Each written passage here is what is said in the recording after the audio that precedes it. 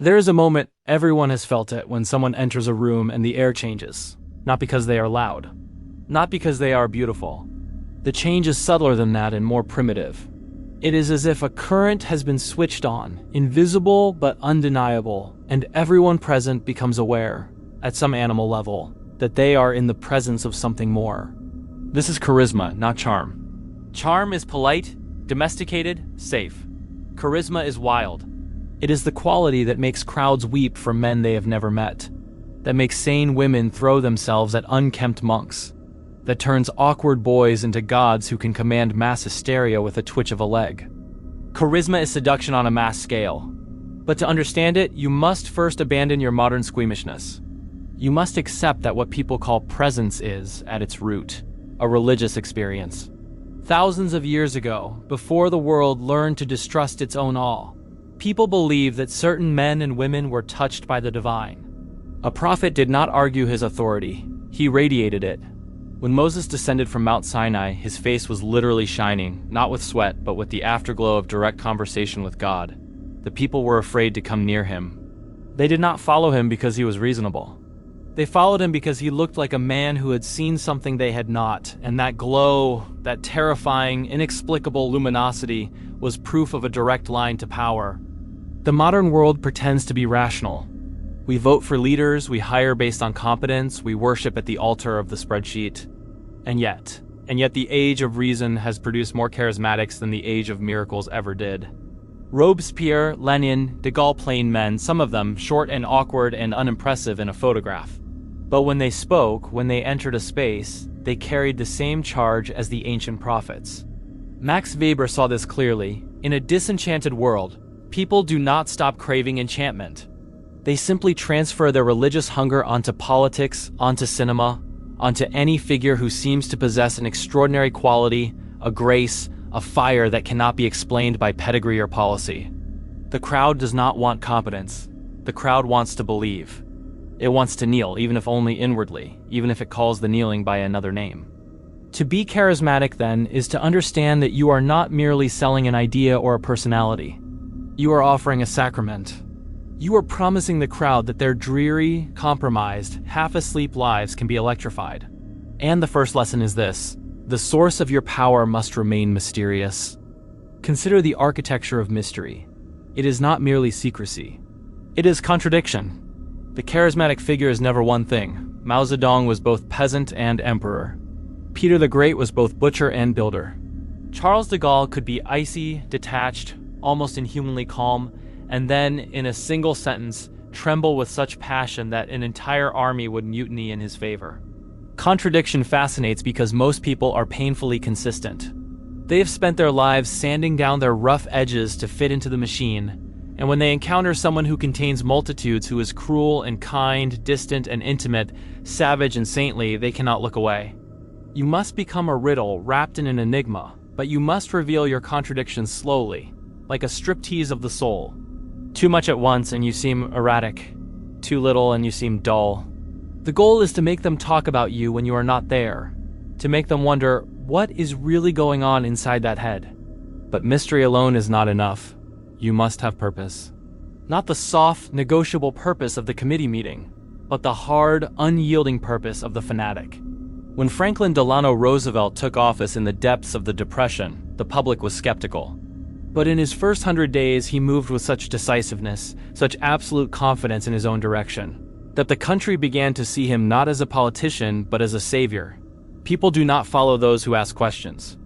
They follow those who know. Even if you do not know, especially if you do not know, you must act as though the path has been revealed to you alone. Your certainty becomes their comfort. Your plan, however vague, becomes their religion. There is a darker side to this, and you must not flinch from it. To be a saint in the charismatic sense is not to be good. It is to be uncompromising. George Washington and Lenin could not have been more different in their ideologies, but they shared a saintly aura because both men lived simply, Spartanly, as though their private lives were merely extensions of their public missions. They did not compromise. Most of us compromise constantly. We bend to keep our jobs, our relationships, our small comforts. The charismatic figure does not bend. He breaks before he bends. And this inflexibility, which would be mere stubbornness in a bureaucrat, becomes luminous in the prophet. It suggests that he is operating on a higher frequency, that he answers to a law the rest of us are too timid to hear.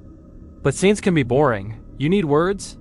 You need the gift of tongues, not the babbling of the fanatic, but the calculated music of the demagogue. Words are the fastest route to the human heart because words bypass reason and strike directly at emotion. Dolores Ibárruri, La Pasionaria, did not win the Spanish Civil War with strategy. She won moments of it with rhythm, with repetition, with phrases designed to be chanted by crowds until the chant became a heartbeat. Roosevelt, that calm, patrician man, learned to speak in biblical cadences, to let his voice drop into a hypnotic slowness that made audiences weep. The lesson is not to shout. The lesson is to cast a spell. A slow, authoritative voice, dripping with imagery and alliteration, will outlast the screamer every time. The screamer tires. The hypnotist endures. And then there is the body, theatricality. You must be larger than life, but you must never seem to be trying. This is the paradox that kills amateurs. The actor who gestures wildly, who screams, who demands attention is merely desperate. The true charismatic stands still. De Gaulle understood this. In the midst of Nazi occupation, in the face of rebellion, he remained Olympian. He did not pace, he did not sweat. He simply was, and because he was so completely self-possessed, everyone else in the room became a satellite orbiting his gravity. Once you have this stillness, you can heighten it with ritual. Appear in settings that feel ceremonial. Let the lighting, the uniform, the stage do half the work. Flamboyance is for court jesters. Regality is for kings. But beneath the regality, there must be something dangerous. Most people are imprisoned by their own inhibitions. They have locked away their sexuality, their violence, their madness, and they have thrown away the key. The charismatic figure is the jailbreak. He is the screen onto which they project everything they are afraid to become. Elvis Presley understood this better than any theologian. Offstage, he was a polite, shy boy who did not dance at his own prom. But on stage, something was unleashed. He let his demons out to play, and those demons were sexual, androgynous, twitching with a repressed energy that the 1950s had tried to bury under lawns and picket fences. The crowd did not scream because he was handsome. They screamed because he was doing what they could not. He was letting go. He was accessing the unconscious, and in doing so, he gave them permission to access their own. If you can show that you are less inhibited than your audience, that you have no fear, that you are delightfully, terrifyingly spontaneous, people will think you more powerful than you are. They will follow you into the dark. This brings us to fervency. You must believe. Not strategically, not as a talking point, but with a fire that animates your smallest gesture. Lenin was not a warm man. One-on-one, he could be irritating, strident, cold. But when he spoke of the revolution, he believed his own words with such ferocity that his belief became contagious. He did not share the doubts that plague normal humans. He had a crusade, and he became the vessel for everyone's discontent.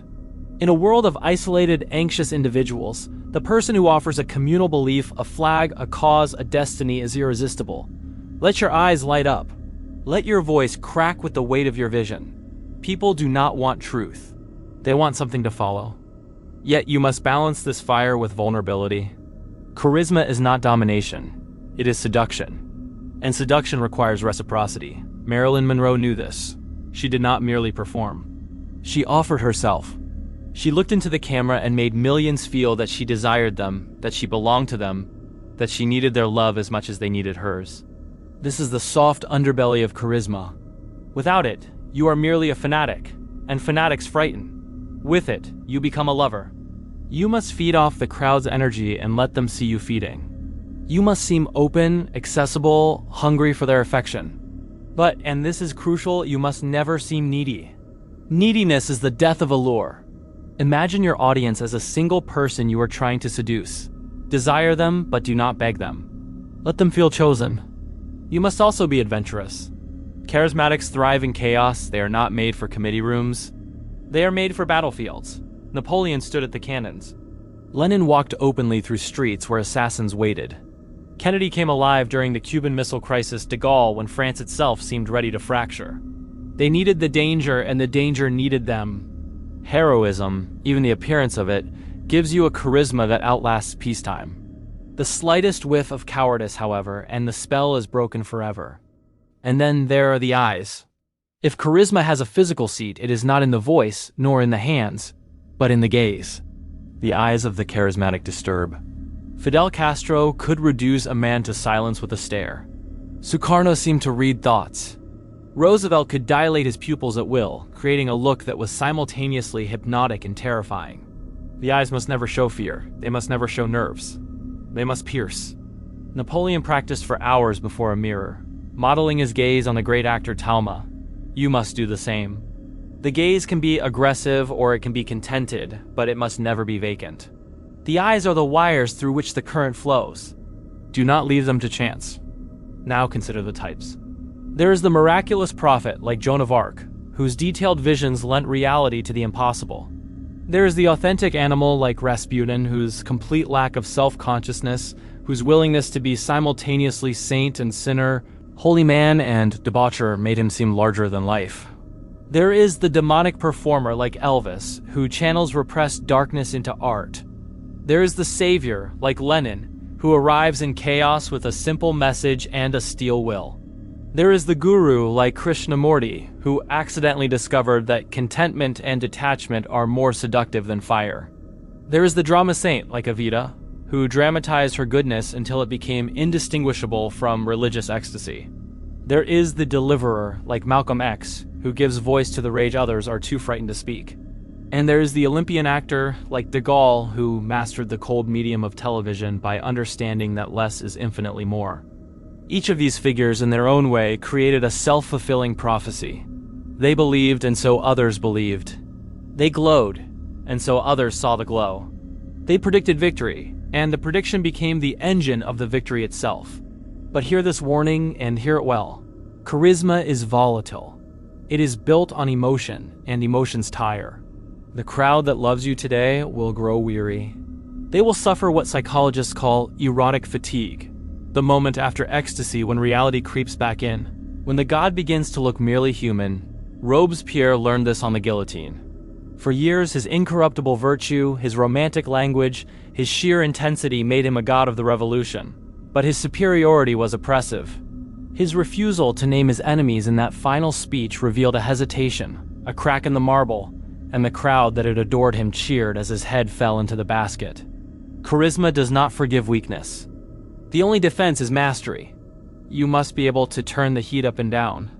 When the moment demands fervor, you must glow with the fire of a prophet. But when the battle is won, you must be able to settle into calmness, into practicality, into the boring rhythms of governance. Mao Zedong understood this. After each catastrophe, he retreated, became flexible, tolerant, almost mundane. It kept him alive. If you cannot modulate, you must become the armed prophet. Machiavelli knew. Charisma without force is a candle in a hurricane. You must be willing to be merciless, because the enemies you create will be legion, and they will wait for decades in the shadows. And never, under any circumstances, succeed a charismatic. To follow a god is to be measured against divinity, and you will fail. The people will miss their inspirer. They will blame you for the chaos he left behind. If you must take the throne after a charismatic, do not continue his work. Go in a new direction. Be plain, be practical, be trustworthy. You may discover, as Harry Truman did, that there is a strange charisma in contrast, in the relief of normalcy after a long fever. So, stand before your mirror. Practice your gaze. Choose your contradictions. Cultivate your visions. Let your eyes burn with a purpose you do not explain. Walk into rooms as though you have just descended from a mountain. Speak slowly. Touch people as though you are reading their souls. Be more alive than everyone around you, and they will follow you, not because they understand you, but because you offer them the one thing they cannot manufacture for themselves, the feeling that they are in the presence of something extraordinary. The lamp glows, the current is invisible, but in the prevailing darkness, that glow is enough to lead them anywhere.